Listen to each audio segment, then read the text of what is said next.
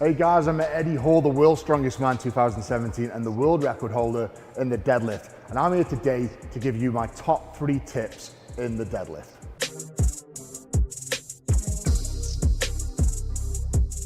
Number 1, foot positioning. People always wonder where to put your feet. Do you turn them in? Do you turn them out? I'll be talking you through that. Number 2 is bar positioning. So how far do you have the bar away from your body or close to your body? And then number 3 is the grip. Do you grip it narrow? Do you grip it wide? Do you grip it over and under? Do you grip it with straps? So I'm going to talk you through my top 3 tips. Right guys, my first tip for the deadlift is foot positioning. Now people always get so confused of where to have the feet, how wide, how narrow, toes in, toes out. I'm going to make it dead simple for you. Shoulder width apart, plus half an inch or an inch. It's completely your preference.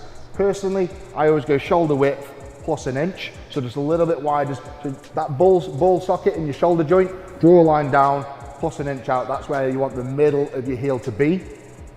Now toes out, toes in. Trust me on this, I've tried and tested it all. Put your feet straight like you're on train tracks. I'm a big believer, if you've got a nice solid stance, your feet are planted, nice base, the more solid the base is, the more power you can put through the floor. So take it from someone who's got 15 plus years of experience, shoulder width plus an inch, feet on train tracks. So that's how you feet, tip number 1. So my second tip is where to have the bar in relation to your body. Now the bar can be too far away, and that means you're bending over, leaning over your toes more, which puts more emphasis on your lower back. So if anyone out there suffers of lower back pain, I can almost guarantee you it's because your deadlift form is wrong.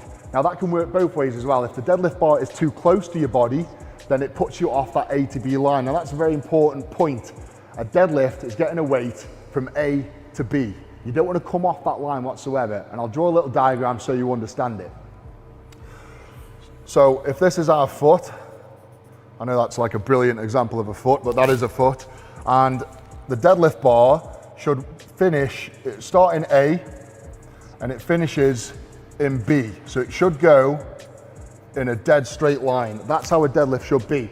If you've got the deadlift too far away from you, i.e. too far over your toes, it then becomes an ABC. So it doesn't just go AB, it goes A, B, C. So the travel then becomes more. So you're putting your direction of the lift off, which throws your body off, which means you're exerting more energy unnecessarily, extra strain on your lower back. The same as if you have the bar too close to your body.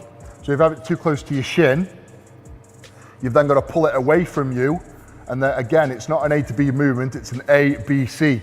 So that A to B movement is very, very essential.